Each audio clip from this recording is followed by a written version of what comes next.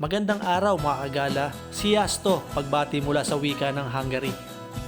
Gaano katagal na nga ba tayo dito mga kagala sa Hungary? Almost 2 months o magti 3 months na po tayo dito. At until now mga kagala, hindi pa rin kami nakakapag-drive o lumalabas sa kalsada. Kasi nga may mga trainings pa kaming pinagdadaanan o yung Hungarian language namin. Pero lumalabas naman kami para magruta, memorizing ng mga ruta, ng mga linya ng mga bus dito. Pero actually mga kagala, sobrang inip na kami. Preparing breakfast muna tayo mga kagala. Quick meal lang tayo. At heto nga't pumunta na naman kami dito sa malapit na basketball court dito sa accommodation namin.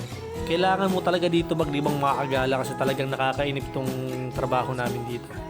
Kahapon nga mga kagala ay nag-post ako at nakita nyo na malakas yung snow. So pagpunta namin dito sa basketball court na to is may mga yellow pa yung sahig. Hindi talaga kami actually nakapaglaro ng maayos. Kaya nag-shooting na lang po muna kami dito. Medyo madugo nga mga kagala ang pag-aaral namin dito ng Hungarian language. Gusto nyo sample lang ko kayo ng mga pinag-aralan namin. Oh my God! Wow! So bahala na kayo mga kagalang intindihin, no? So ito, i-share ko lang kung paano yung mga senaryo. Kunyari, may aakit na mga pasahero sa bus namin. So babatiin namin, yon na pot. So kailangan nila ipakita nila yung ticket nila. So kami naman, babanggitin namin is Kerem Kisei Ayagit. So ibig sabihin nun mga kagala, please validate your ticket. Sana all. Medyo mabusisi nga talaga mga kagala maging bus driver dito sa Hungary kasi nga kailangan mo matuto talaga ng mga basic language nila.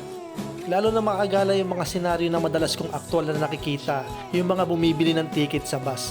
Kasi minsan nauubusan yung machine dito ng ticket, so may mga dala kaming ticket, nagbebenta rin kami. So, siyempre, kakausapin ka ng pasahero, Sereknik Benny, I get. So, ibig sabihin nun mga kagala is, I want to buy a ticket. Siyempre mga kagala, sasagot naman kami. So, igen, hatsas porintot kerek. So, ibig sabihin mga kagala, 600 porent. Kaso nag-abot mga kagala ng 1,000, walang barya. So, kailangan natin sagutin yan in Hungarian. So, ganito ang tamang pagsagot dyan mga kagala. Sinus nem tudok pisadni, apuntos o shiget kirem.